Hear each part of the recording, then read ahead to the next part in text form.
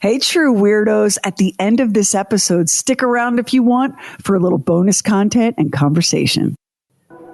Even we admit that some things sound too crazy, just way too far-fetched to be true. Like, in what world does a respected doctor, a pioneer in her field, somehow end up treating children like laboratory mice, conducting cruel experiments on their brains and bodies, experiments that left many of those kids with lasting, irrevocable damage? And when I tell you that the CIA sponsored some of this under a little CIA operation called Project Artichoke, sure sounds like tinfoil hat crazy time, doesn't it? If only it was. But it's a true story. I'll tell it to you now. But first, I need you to open wide and bite down on this rubber block. There you go, just like that. Stop making such a fuss. Now hold still. And make out a small beam of light against the mirror.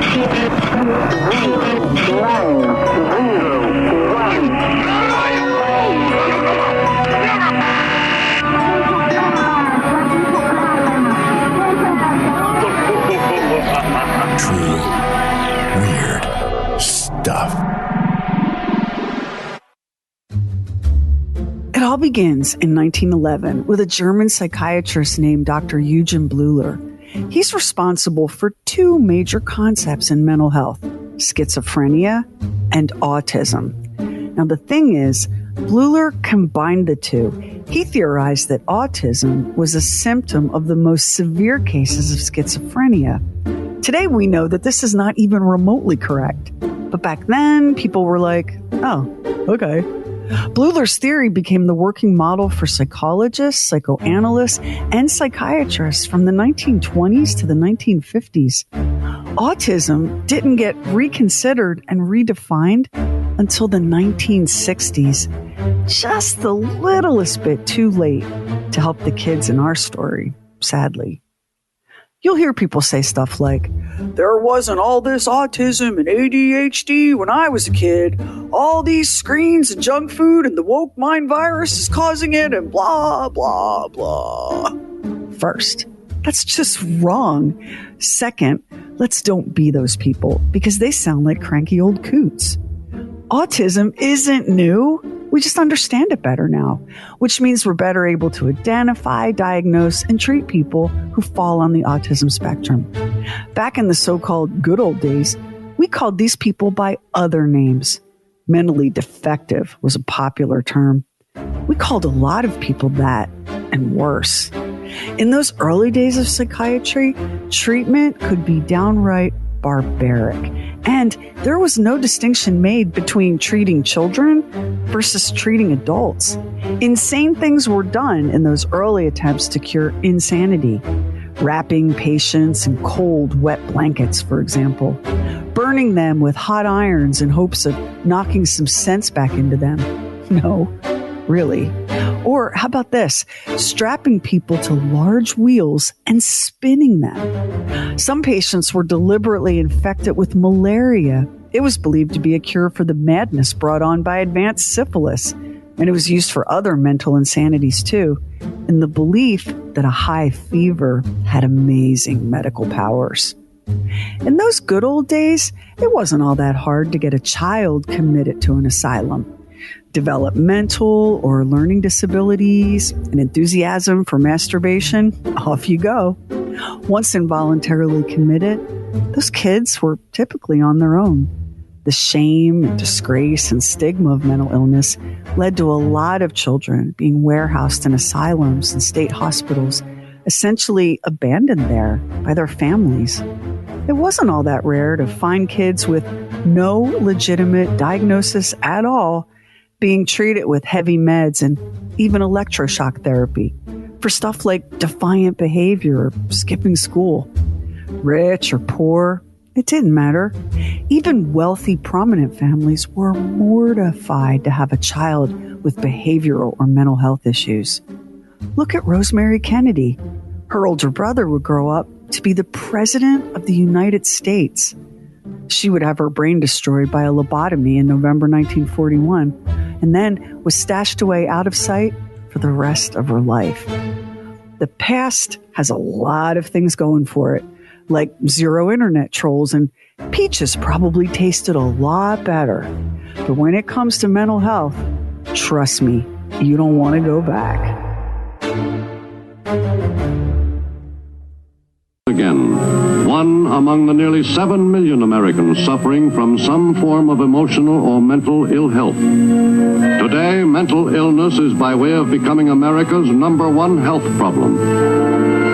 For years, what was called insanity was regarded as a problem for each state to solve as best it could. In nearly all state mental hospitals, little more than custodial care was provided. Few who were committed could hope to return to society. Lauretta Bender was born in Butte, Montana. She had a really hard time in school as a young child. They made her repeat first grade 3 times. It was the alphabet that gave her so much trouble. Letters had a way of jumping around when she tried to read them, and writing was just as hard. She often reversed her letters.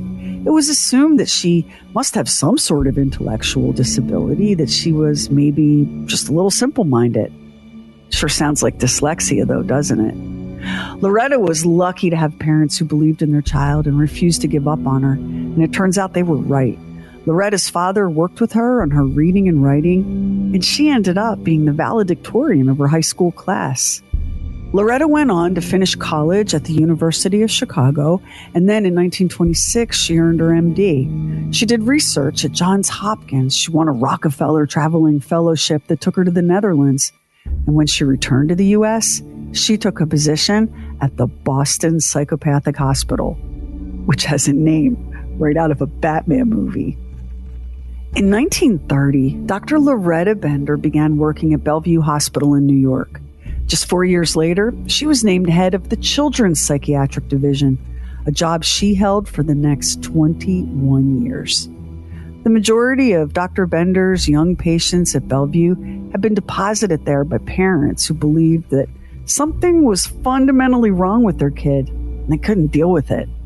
Some of those children were abandoned, orphans, and now wards of the state.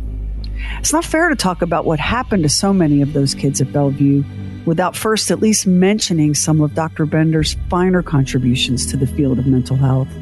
Because she was brilliant and ahead of her time in ways that changed how mental health disorders in children were understood and diagnosed and eventually treated. But she was also a woman of her time, a time when ethics and boundaries in medicine weren't as clear as they are today. Which isn't an excuse, it's more like context. Because, we're doing stuff now that the people of the future, assuming there are people of the future, are going to look at and wonder what the hell we were thinking.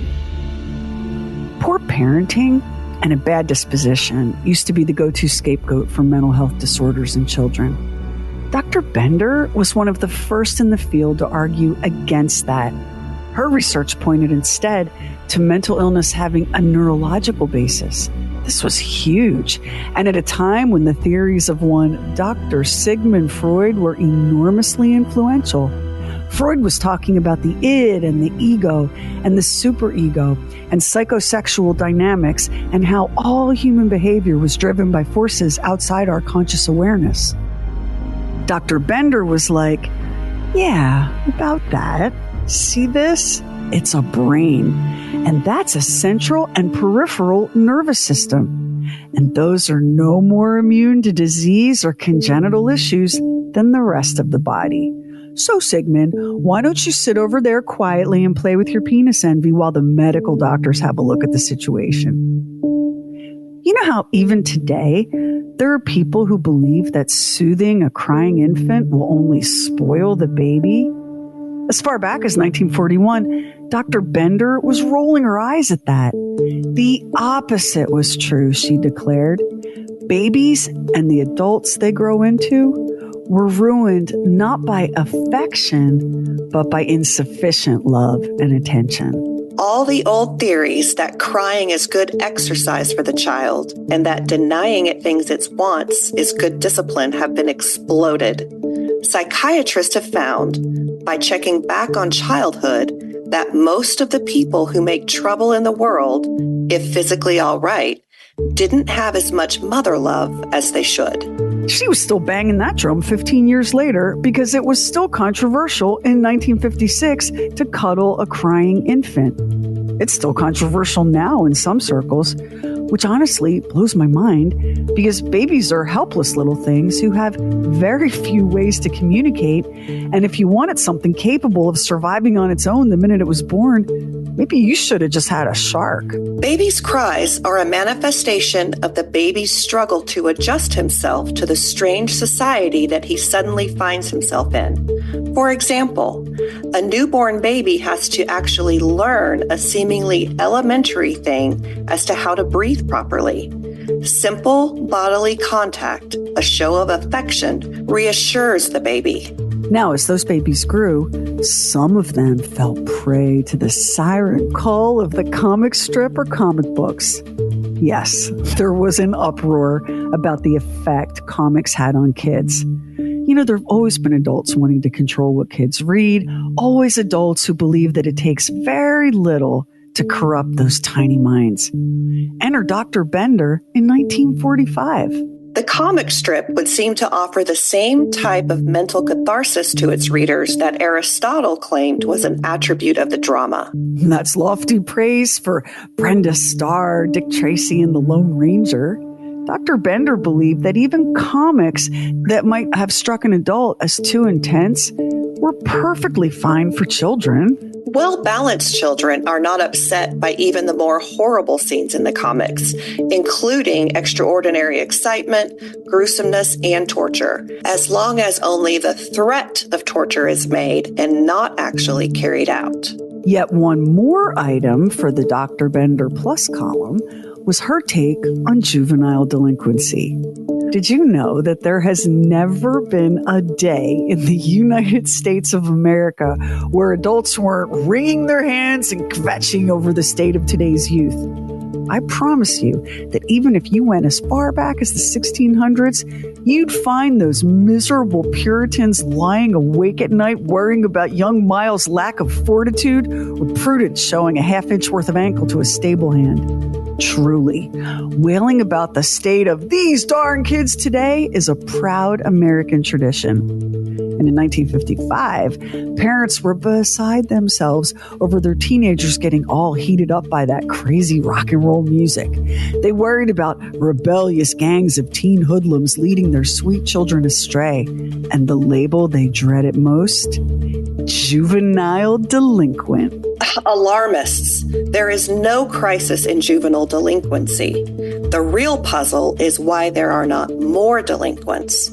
Children have an amazing capacity to tolerate bad parents or teachers, dreadful homes and communities.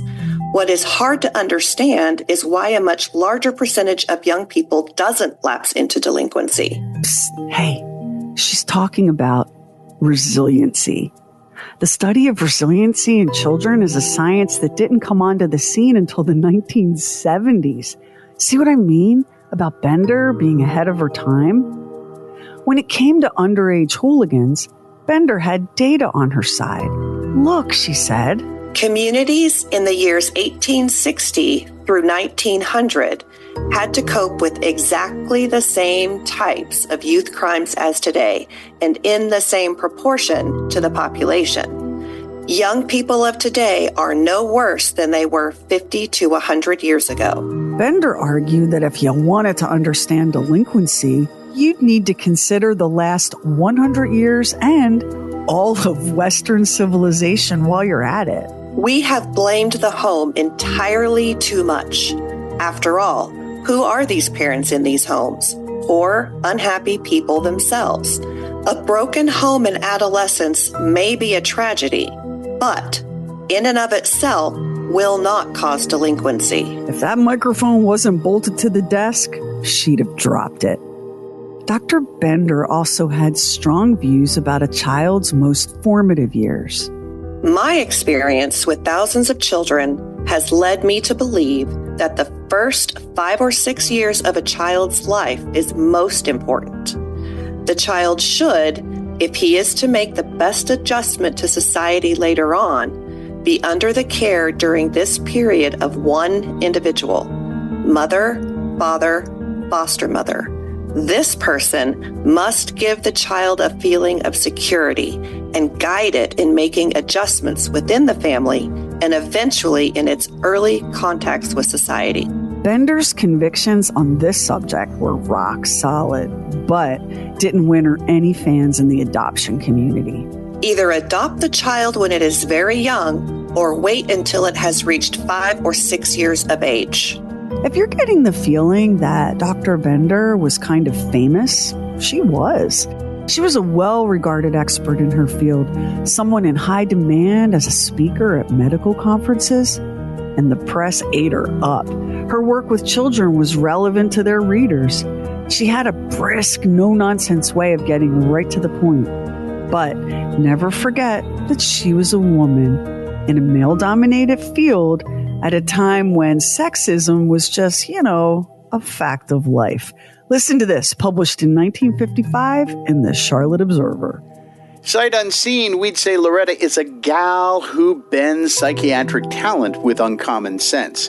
As senior psychiatrist at New York's Bellevue Hospital, she developed a new slant on the problem of youth delinquency. Okay, if I had $1 for every time I've seen the male head of a major medical institution addressed by his first name, not his title, and labeled a lad who blends his area of expertise with uncommon sense, I would have, no dollars.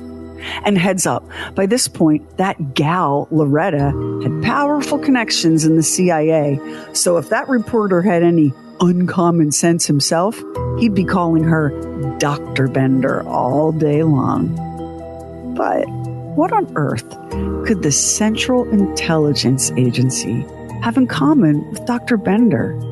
What relevance did her work have to theirs? That's where Project Artichoke comes in.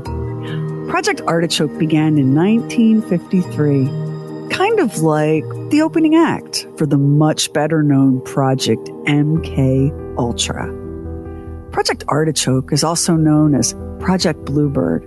Back in August 1977, during an inventory of CIA archives, 18 boxes labeled Project Artichoke were discovered. Somehow, those 18 boxes had been missed during the 1975 congressional investigation into the CIA's various covert programs and unethical shenanigans. The bulk of this material pertains to behavior control, the effects of characteristics of drugs, interrogation and interviewing techniques, lie detectors, hypnotism, and brainwashing. This, by the way, is straight from the CIA's own archives. Now, we're about to shout out some specific drugs and some specific techniques, things Dr. Bender was involved in. Metrazole, mescaline, etc. One of those et ceteras happened to be LSD. Non-drug-related fields of behavior control such as electroshock therapy. Now we're getting closer and closer to Dr. Bender and her young patients at Bellevue. A review of the contents of those 18 boxes is full of tasty little nuggets. Experimentation on human subjects shows up on page 2. Page 4 teases an unwitting test in 1943 on a notorious New York gangster. The next page notes that so much more money was spent on MK Ultra than on Artichoke. The personnel involved were doctors, psychiatrists, chemists, and hypnotists who were doing work or were acknowledged as experts in areas of interest to Bluebird/Artichoke. There were even a handful of syringes and some drugs in those cartons, drugs like Thorazine and Dexedrine. It's unsettling to think that the CIA back then was just haphazardly tossing stuff into boxes, like a kid moving out of a dorm room. So, what was Artichoke all about? In a nutshell, the CIA was wondering if a person could be made to attempt an assassination involuntarily. Mind control. In the 1950s and 1960s, it wasn't uncommon for psychiatrists at some of America's top institutions to collaborate with the CIA. The CIA was hunting for ways to control the minds and actions of individuals, and they needed subjects to experiment on. These human subjects, most of whom had no idea what was happening because informed consent wasn't required at the time, these subjects were very often incarcerated people and patients in psychiatric wards. It was the Cold War, and everything was justified under the looming threat of nuclear annihilation at the hands of the Soviets. The fact that some of those psychiatric patients were 12 years old and younger, well, what are you going to do? The attitude toward kids back then was completely different than it is today. And an orphaned kid in an institution? Please. That kid was up for grabs. It's appalling, but it's true. These doctors weren't monsters. They were something scarier. They were people. Just regular people who were trying to balance duty to country with their own Hippocratic oath, first do no harm, while being told that their participation, their research, could be the thing that prevented a global nuclear holocaust. Your ethics can be immaculate, your morality unwavering, and then they drop the fate of humanity in your lap. Can you see how easy it might be under those circumstances for one uncomfortable decision to lead to the next and the next? And before you know it, you're clinging on for dear life as you rocket down that slippery slope. Not an excuse for what happened, just context. So now let's circle back to Dr. Eugen Bleuler and his categorizing of autism as an extreme form of schizophrenia. At that time, Dr. Bender was practicing at Bellevue. Autistic schizophrenia was the diagnosis given to children selected for experimental electroshock therapy. As many as 100 kids, and some estimates double that number, all ages 3 to 12 became test subjects. And those are just the children Dr. Bender used. As you might have guessed, the records are spotty, incomplete, and sometimes just plain missing. Bender's electroshock experiments spanned a period of 13 years, from 1940 through 1953. And she wasn't the only staffer zapping kids. Other sources suggest that more than 500 children at Bellevue underwent the treatment right through 1956. And then the program continued at Creedmoor State Hospital until 1969. Bender's stated goal was to evaluate the effectiveness of electroshock therapy on children with autistic schizophrenia. The protocol was this. Each young patient would receive daily electroshock treatment for 20 days. Bender would document their behavior before and after the treatment, and then adjust the voltage based on her observations. Bender was an early advocate of what we now call art therapy. So each child would be asked to make a drawing before and after each treatment. For those children who had families to return to, Bender would follow up, speaking with parents and teachers and family members to assess the results. In all but 2 or 3 of the children, a positive change in behavior following treatment has been observed. Nevertheless, it is the opinion of all observers in the hospital, in the schoolrooms, of the parents and other guardians that the children were always somewhat improved by the treatment, inasmuch as they were less disturbed, less excitable, less withdrawn, and less anxious. They were more composed, happier, and were better able to accept teaching or psychotherapy. Except that's not exactly the full truth. An analysis of Bender's experiments done years later by another expert, Dr. Peter R. Bregan, disagreed. This is his assessment of just one of Bender's patients. One boy, GR, came from a very chaotic, disturbed family. He was terrified by his father's violence when intoxicated and had been truant at school. There is no indication of any severe psychiatric disorder, and he was diagnosed primary behavior disorder, conduct disturbance. At Bellevue, beginning November 3rd, 1949, he was subjected to a series of 20 ECTs.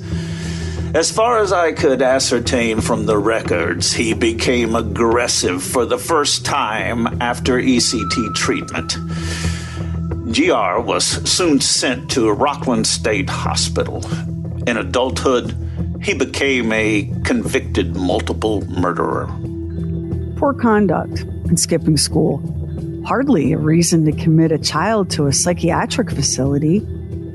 Whether GR would have grown up to be a violent perpetrator with or without Bender's electroshock treatment, no one can say, but it's troubling on pretty much every level, isn't it? So now, here's how electroshock therapy works.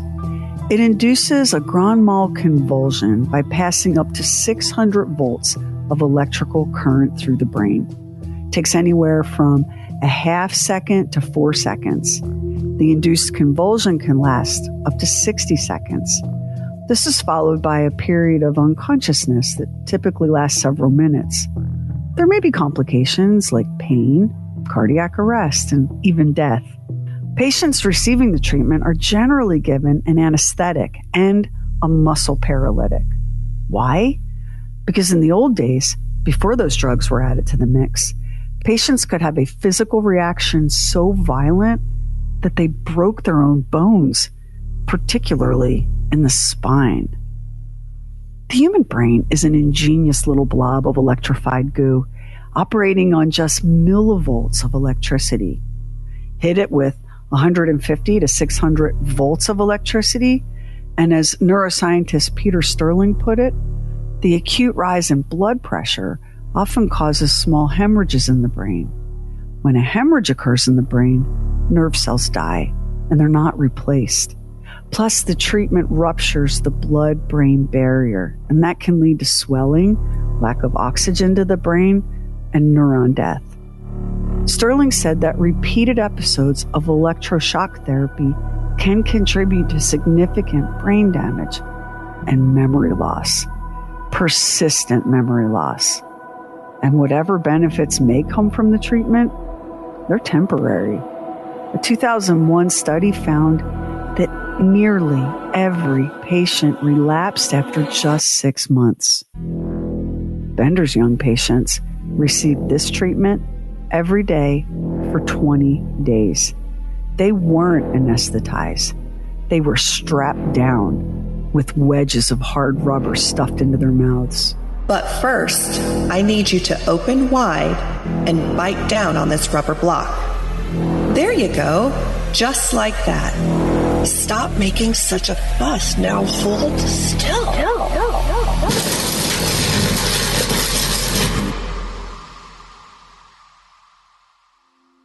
Ted Chabusinski was a foster child in Bellevue under Dr. Bender's care. He described the experience. I was 6 years old in 1944. My mother had been locked up in a mental hospital just before I was born, and I was a ward of the state. A psychiatrist at Bellevue Hospital in New York, Dr. Lauretta Bender, had just begun her infamous series of experiments with shock treatment on children, and she needed more subjects. So I was diagnosed as a childhood schizophrenic, torn away from my foster parents and given 20 shock treatments. I was dragged down a hall crying, a handkerchief stuffed in my mouth so I wouldn't bite off my tongue. And I woke after the shock treatment, not knowing where I was or who I was, but feeling as if I had undergone the experience of death. After 4 months of this, I was returned to my foster home. Shock treatment had changed me from a shy little boy who liked to sit in a corner and read to a terrified child who would only cling to his foster mother and cry. I couldn't remember my teachers. I couldn't remember the little boy I was told had been my best friend.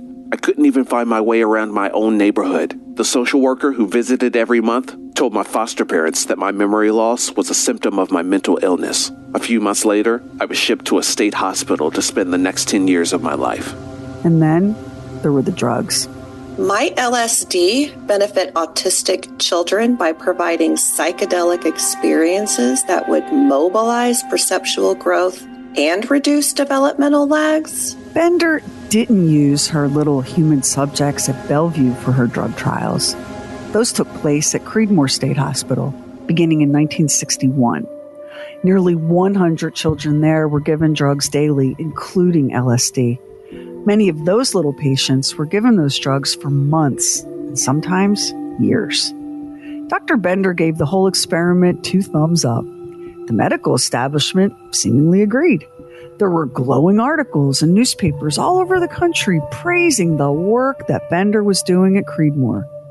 The New York chapter of the National Society for Autistic Children recommended Dr. Bender in their 1968 newsletter in an article about how new drug therapies like hers can reach children where psychotherapy has failed. In 1962, Bender reported her early findings regarding the use of LSD in treatment of autism in children.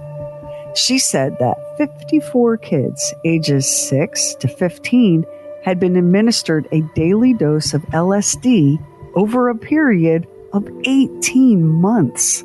All showed some type of response, varying in degree and kind. There were definite changes, remarkable in autistic children. Laughing frequently, more alert, more aware, interested in watching other persons. They were able to understand and follow directions more readily. Hospital personnel, teachers, and parents were enthusiastic, describing the children as more affectionate, more like human beings. There is still a disappointing deficit in verbal communication, however. Now, even her peers noted that daily LSD for 18 months was a bit daring. There were few psychiatrists willing to dose a patient with LSD for longer than a week because of how potent the drug is. You think? Nonsense, said Dr. Bender. No adverse effects are evident. Girl, damn. You had these vulnerable, helpless kids tripping for a year and a half. And all the while, in the background, was the CIA and Project Artichoke. Bender's LSD trials were funded by the Society for the Investigation of Human Ecology, which was nothing more than a front for the CIA, which also supplied Bender with the LSD purchased from the Swiss pharmaceutical company that manufactured it, Sandoz. Because, don't you know, the CIA was Sandoz's biggest buyer of LSD. If you're wondering what the CIA hoped to gain from all the electroshocking and dosing of children, remember, mind control. Could amnesia be induced?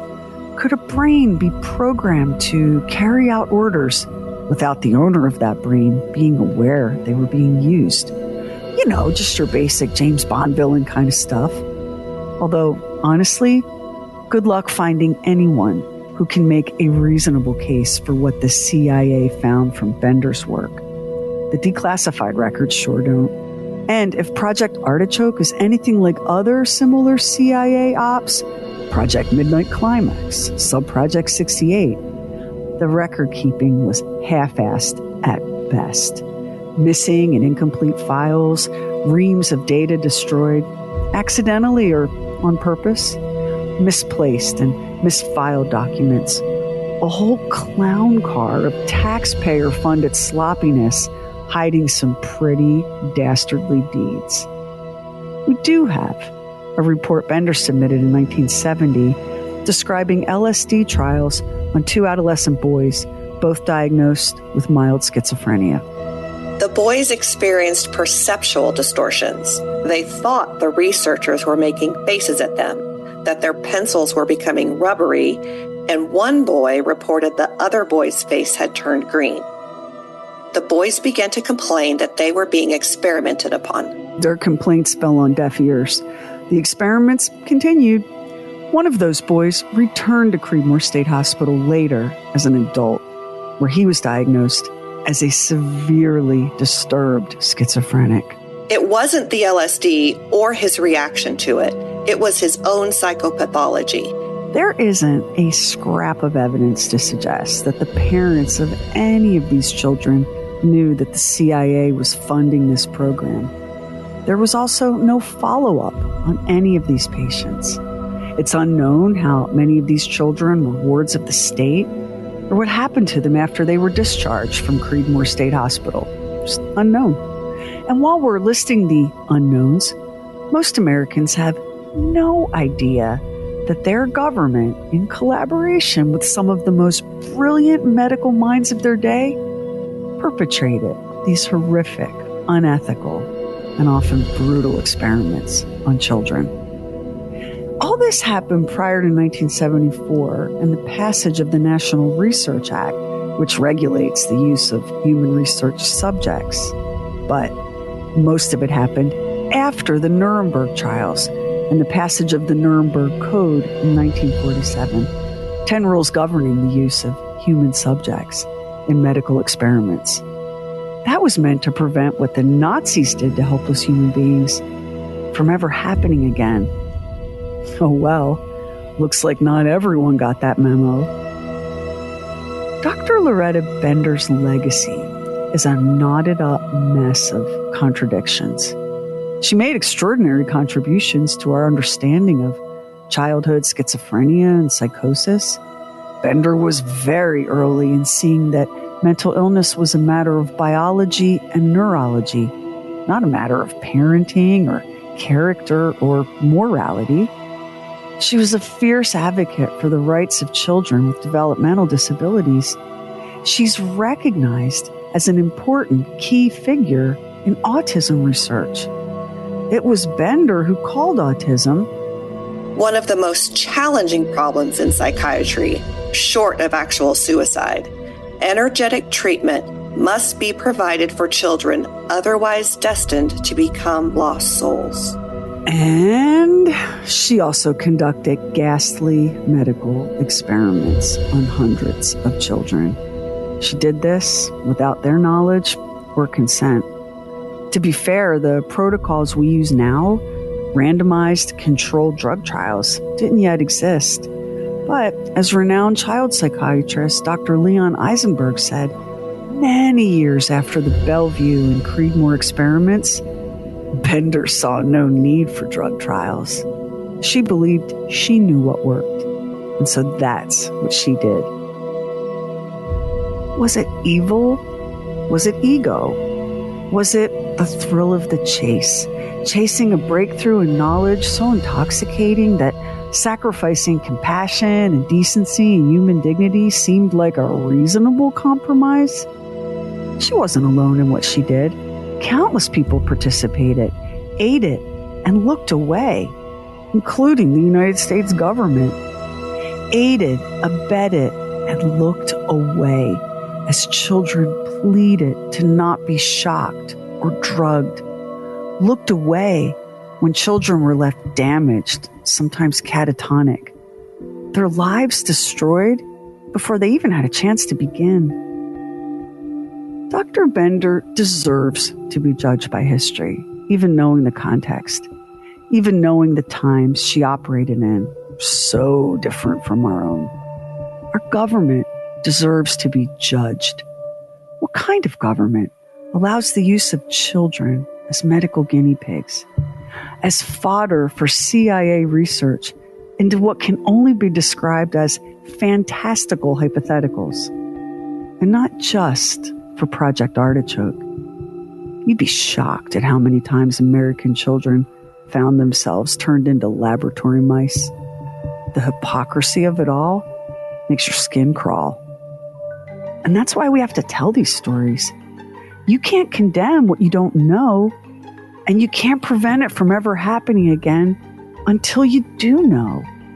And we also have to live with the uncomfortable truth that lots of our scientific and medical advancements were built on just this kind of human suffering. Dr. Bender died at age 88 in January 1987 at a nursing home in Annapolis, Maryland. Her obituary credited her with developing the Bender Gestalt Visual Motor Test. No mention was made of her work with children at Bellevue or Creedmoor. In her unpublished autobiography, Bender wrote, I wanted to remove from the category of hopelessness and untreatable those children who were mentally defective, organically damaged, epileptic, psychotic, delinquent, or who just had uncooperative parents or no parents at all. At the same time, I distrusted the tendency to not recognize and diagnose these conditions when they existed, for fear that the recognition itself should condemn the child. Dr. Lauretta Bender, ahead of her time and a product of her time, surrounded now by the ghosts of all those children, silenced then and silenced forever. Next time on True Weird Stuff, 95% of the world's oceans are unexplored, unmapped, unknown.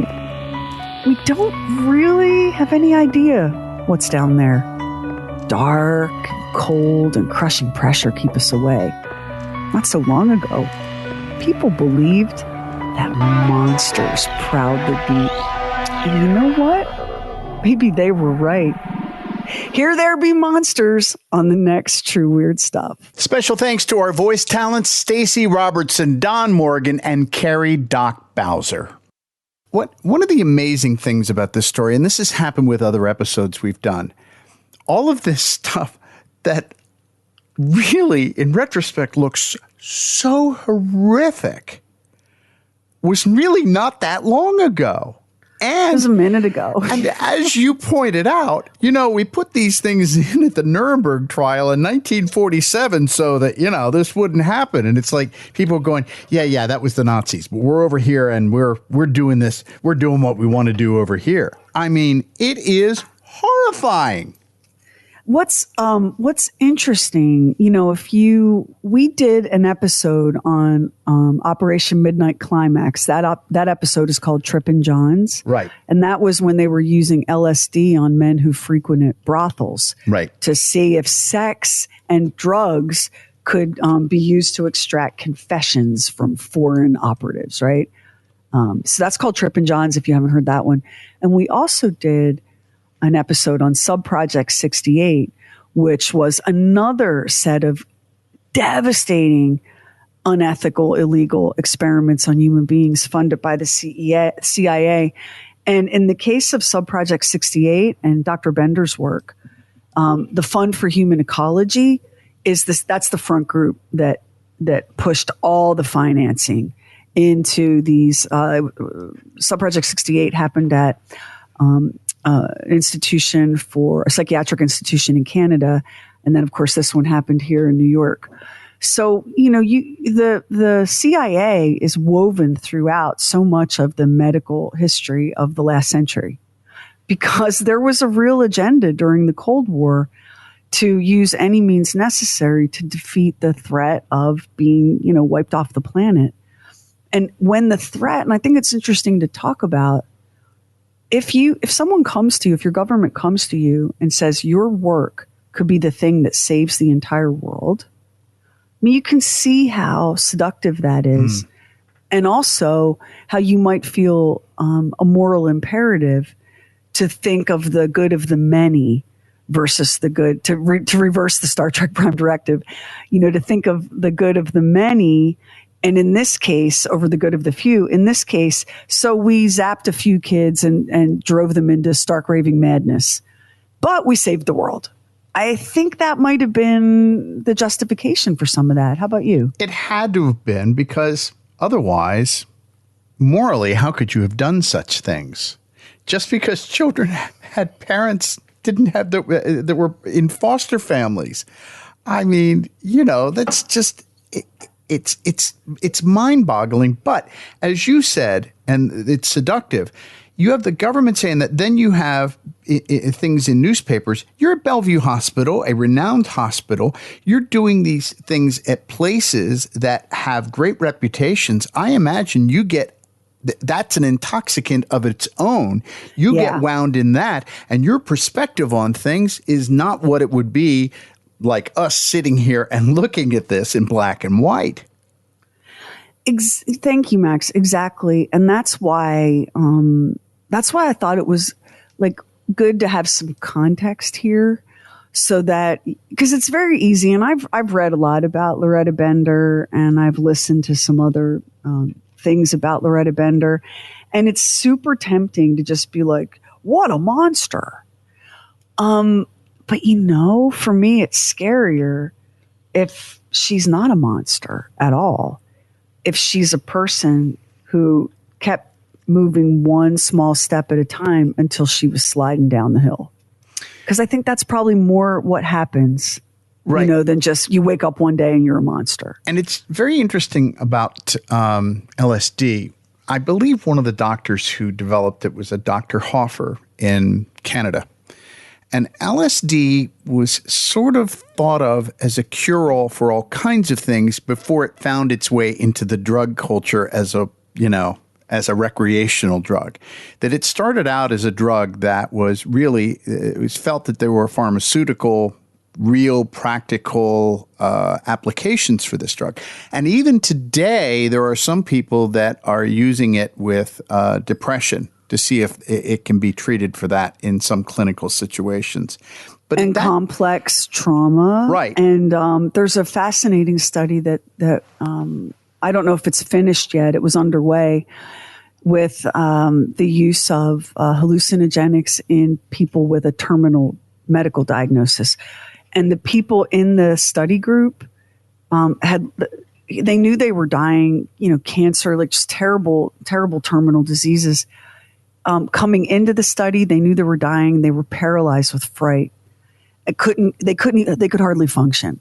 After going through the treatment protocol, they were completely zen. And I remember, I'll never forget it. I remember reading one of the accounts of a patient in that project who said, "I know now that nothing ends when the body dies. And I look forward to everything that comes next." Now, you can call bullshit on that, right? Mm-hmm. But if that's you with and we're all going to die, like we're all terminally ill, right? But let's say you've got 3 months left and you are given a treatment involving LSD or psilocybin that leaves you fully at peace and takes all your fear away. That's not bullshit. No. Right? Something worked there. But I just think that people didn't know what people didn't know what would happen with this drug. It was the Wild West with that drug at that time. So I sort of understand her desire to use it because it was being used in a lot of applications. In fact, it was thought that LSD could be a cure for alcoholism. To bring about some sort of a spiritual experience that could cure you from it. And in fact, I watched the documentary, and there was a guy, they did some of this stuff in Canada, and there was a guy that said, I believe this was very helpful in having me overcome alcoholism. So this was something from the 1950s. The shock therapy, I look at that and I go, I just don't know how you think this is going to help somebody, especially with the side effects that you're talking about. It's still in use today. I know. When I did my clinicals, your field work as a social work grad student, it was in inpatient behavioral health, and it's just a population that I love. I mean, if I wasn't doing this, I'd be doing that.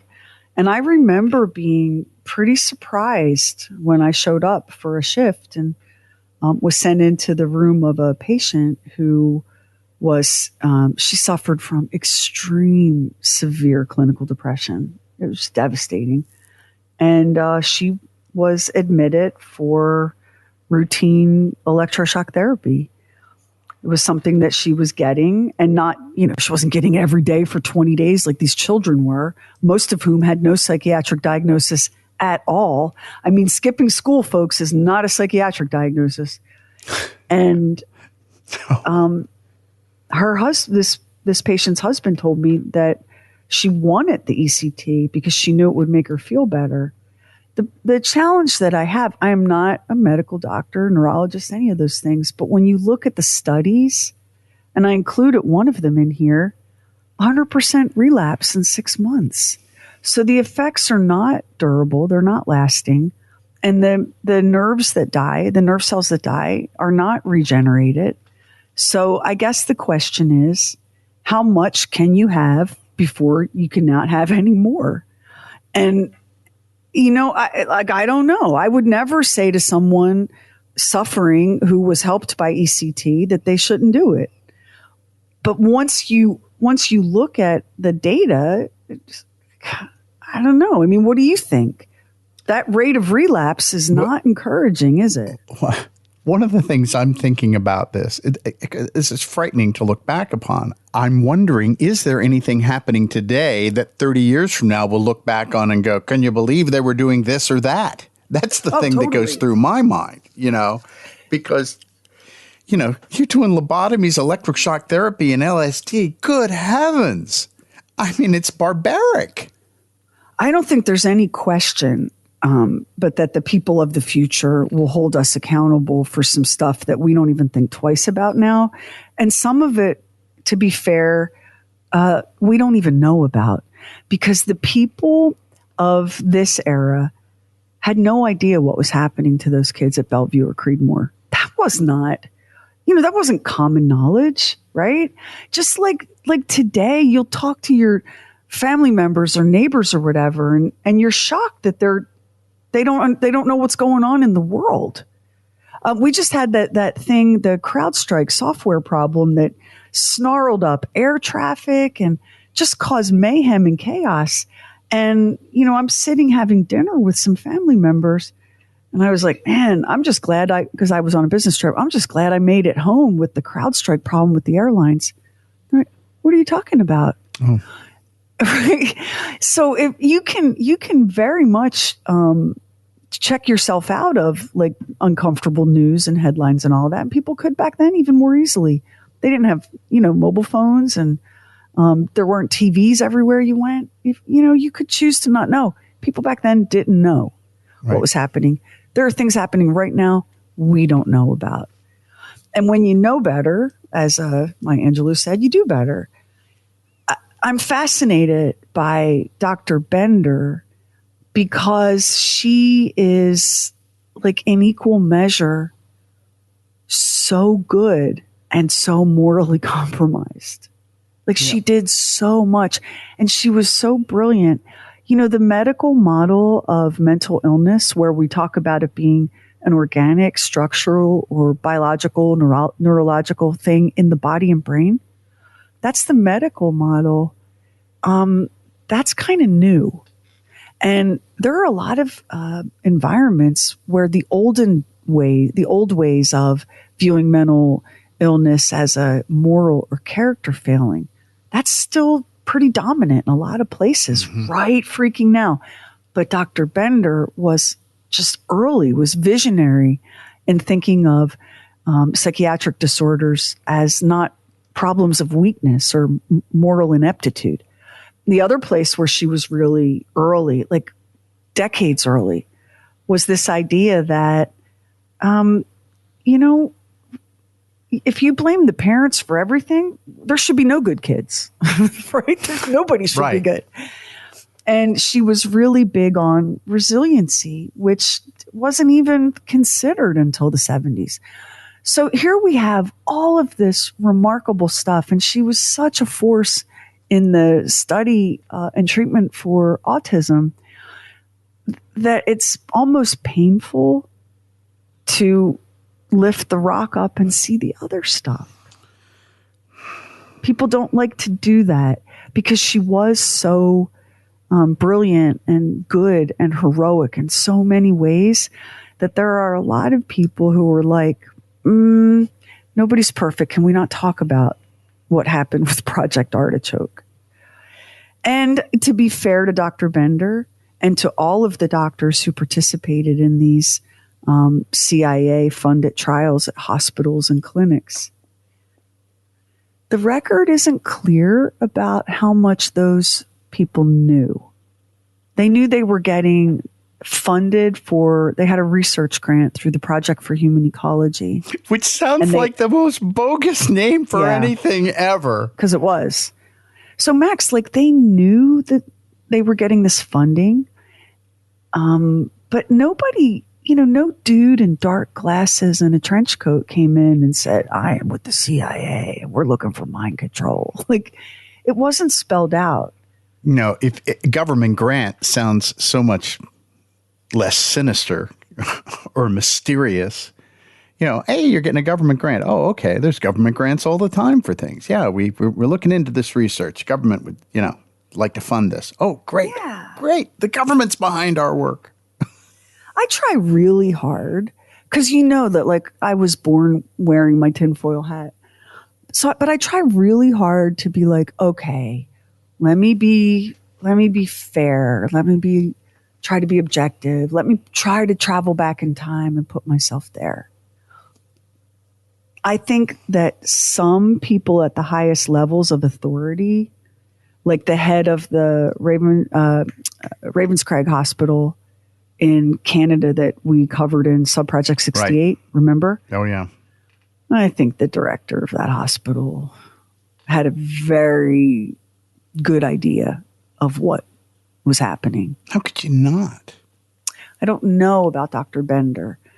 Later in her life, she never really owned this part of her career. It sort of got kind of, just kind of brushed over. So, I don't know. And we can't say how she later thought toward the end, because she did live a long time. She was 88 when she died. We can't really say if she had any regret for what was done to those child subjects, because she never said that I was able to find. And I looked at her unpublished autobiography, which I was surprised it was unpublished. She was a great big deal. I mean, I couldn't find any admission. The last thing she says in this episode is very interesting, though, when she says at the same time I distrusted the tendency not to recognize and diagnose these conditions when they existed for fear that the recognition itself should condemn the child. It's Again, a very interesting way ahead thing. of her time. Yeah, it's a very interesting ahead of her thing time. to say. I wanted her, like I had, I came across her when we were working on Subproject 68. I came across and set it aside because it was its own story and I couldn't shove it into that episode. And I wanted her to not have done these things. I wanted that to not be true, because I just can't imagine any time frame where doing those things to children seemed reasonable. Can you? They're children. They have no advocate. There's nobody to say, no, you really shouldn't do that, because these are children that have no one to speak for them. Ted Shabasinski, the grown survivor of the therapies, of the experiments, listen to what he said. He was in the foster care system. His mother was institutionalized. Bender needed more subjects, and so he was given the diagnosis of schizophrenia and pushed into the test pool. That kid did not have a legitimate diagnosis. So when you look at that, and he was by far not the only kid with no legitimate mental health diagnosis in these two experiment pools. When you look at that, it becomes harder to extend grace, I think. Thoughts? Yeah, I mean, there are unscrupulous people that are involved in all kinds of addiction services and mental health who, in order to get insurance money, have to come up with some sort of a diagnosis that will satisfy the insurance company, even if that is not the case. I know of examples of this where that's happened. Yeah, it's a flawed of course, it's a flawed system and a flawed world because we're flawed creatures. But there were a lot of children across the years at Bellevue and Creedmoor who were as far as you can hope to be from a disease like schizophrenia. I do wonder how Ted Chabasinski, did I say that right? Anyhow, yeah, you did. I just wondered how he turned out as an adult. It's a rhetorical question. I don't know, but it is interesting. I wonder what the long-term effects into adulthood were like for him. I mean, he struggled. He found himself back in and out of treatment. I mean, you can't. You can only pump so much electricity into a child's brain before you create irrevocable, lasting damage. You can only shove so much LSD into a child or an adult before you run the risk of that. Because it's in under these conditions, we would call that torture. It's just, I mean, you couldn't get away. Now, I have to say, the CIA in Project MK Ultra, which, was the big daddy that people do know about, or a lot of people know about. Oh, yeah. Prisoners, enlisted military, orphans, psychiatric patients. Like, they just went to town. And even in the episode we did about the illegal experiments with human subjects and radiation during the Manhattan Project, they'd go into a hospital and they'd go, who here has a terminal diagnosis? And then they would just do stuff to them because, they're going to die anyway, right? Right. Why not? So we have kind of a shameful history post-Nazi Germany, when we were as two-faced as we always are about, never again and never here, as it was happening here again and again for decades. And for all I know, may still be happening now.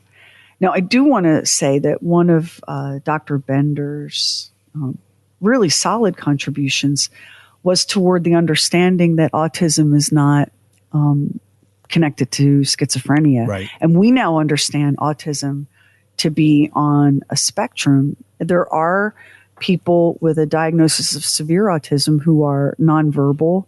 Those were the lost souls that Dr. Bender talks about at the end of the episode. These were children that were seemingly unreachable. And these were kids that they thought, well, maybe if we give them enough electricity and enough hallucinogens, maybe we can pull them out of whatever interior world they're trapped in. But she did do a lot of good. And as a result, we have a much greater understanding of what autism is. And I think we're getting closer to an acceptance that there's more than one kind of brain. Right. And our brains run on tiny millivolts of electricity, and our brain chemistry dictates a lot. People with ADHD, there's nothing wrong with them. Their dopamine delivery systems are different from you. And they just have a different brain and a different way of engaging and connecting with reality. It's not a negative. It's just a difference. We have so many people on the autism spectrum who are just absolutely brilliant and creative, and they have a different way of engaging and connecting with reality. And I think we're getting better about that. And Dr. Bender was a part of that. Mm-hmm. And that's what makes her so difficult, Max, is that she did do so much good. So much. But you have to then go, however, Yeah, but, yeah. You can't escape it. I'm not disagreeing with you, but I just think, yeah, but... You can't escape what happened toward the end. But I think that the refusal to tell those stories because it was a stain on her legacy, I don't agree with that. I think we have to know. I think that we can be and I only know what it's like to be an American, I think we can be a little childlike. We want our heroes to be pure 100%, and we want our villains to be terrible 100%. Because they're always presented to us in media that way. Yeah. Do you know what I mean? Yeah. Because it's a lot harder to kind of grapple with the idea that your heroes are as flawed as your villains. Right. And nobody escapes compromise. And sometimes, when you have a lot of power and you feel like you're maybe on the precipice of a breakthrough, or your country has come to you, Max, and said, you're what stands between us and nuclear annihilation. I think that kind of framework makes it easy to be morally corrupt. Hey, what do you think? Cher, if government came and said that to me, I'd know it was BS. Oh, yeah. Like, there's nothing. If they came to me and said that, I'd be like, oh, I'm so sure. I'm so very sure, CIA. If you say so, here's my bank account for that grant money now. Oh, yeah. Everyone's got their finger on the nuclear button, but as soon as you told them I might do a True Weird Stuff episode about it, they came right back. Right. They stepped right back. Right. Yeah. It's really like uncomfortable, isn't it? And so let's talk for just a second about the CIA's record keeping. Holy cow. So in the Subproject, was it Subproject 68, the episode where we went, which one was it where we went into those 1975 congressional hearings with Senator Ted Kennedy?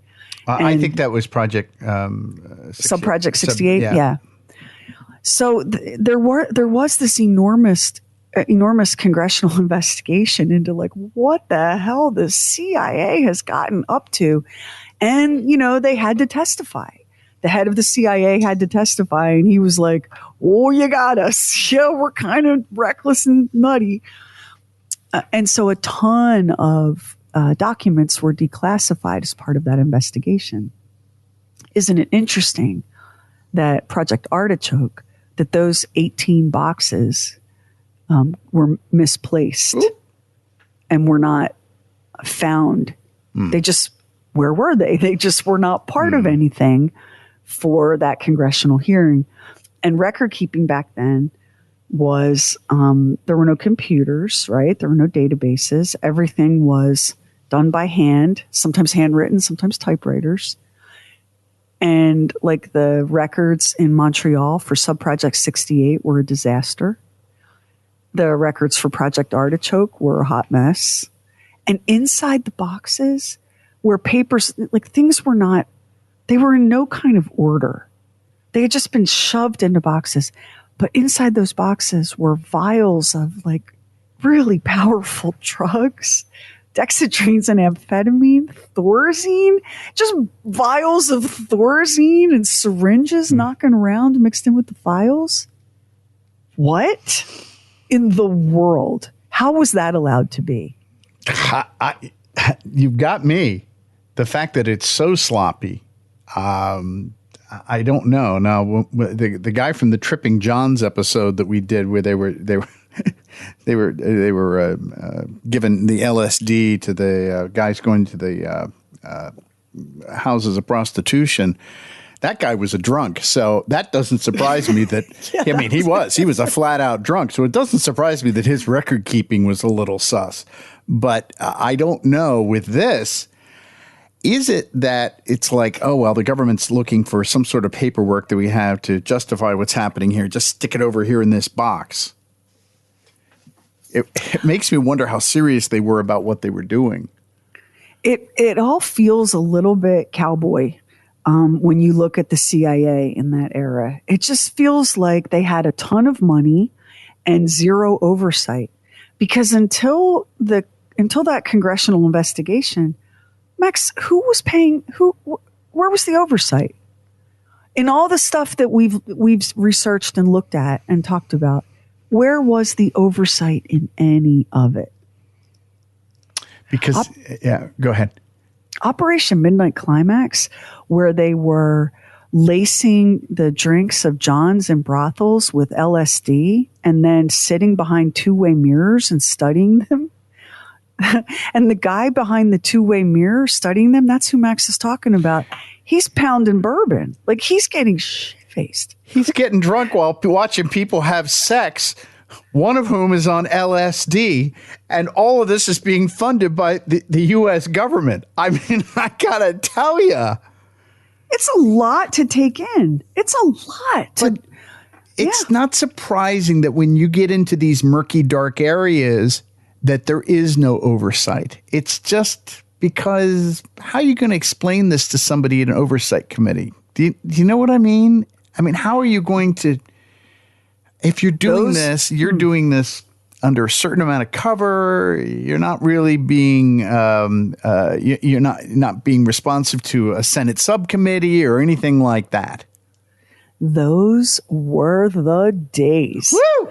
Those were the days. Because the CIA, they had this government remit, like they had a mission and they had seemingly an unlimited budget and nobody to answer to. And whatever wild ass comic book notion they came up with, they could pursue it. They could pursue it. And they did pursue it. That's the hysterical part about this. All of that actually happened. And, you know, it's not that way now. In a couple of ways, there is oversight, although I still think we're up to all sorts of filthy, foul, no good deeds. I'm sure. I have no doubt. But check this out. So you would think, well, if nothing else, we're not going to find warehouses full of sloppy boxes because everything is digitized now. But let me remind you that that technology is changing rapidly also. Did you see it? What came across my newsfeed? Like, they can't read floppy disks anymore. They don't use... Because they don't have the technology, the old technology. Yeah. I mean, I'm sure somewhere somebody in their basement has a computer that can run a floppy, but yeah, you can't run floppy disks anymore. In the same way that if you've got old VHS home movies and no VCR, you've got to get them converted to something else. And look at technology. It rises up and goes obsolete. Remember those first, I forget what they were called, but they were the size of LP records and you could watch movies on them. You know what I'm talking about? Yeah, the giant disc, laser discs is what that's exactly what they were called. Supposed to be the biggest thing. Oh, yeah. Incredible fidelity, beautiful, gone. It's gone. Technology evolves and it evolves at a breakneck pace and it flashes into existence and then is obsolete. So I'm not sure that the CIA really has to worry about having all their records ferreted out. Well, you know, we'll find out 30 years from now. We won't find. We'll find out what's going on 30 years from now, and we'll be just as horrified. That I believe, as we are now, because of human nature. And just know that whatever is being funded, it's never funded by, hello, we're the men in black. And we are here to blah, blah, blah, blah.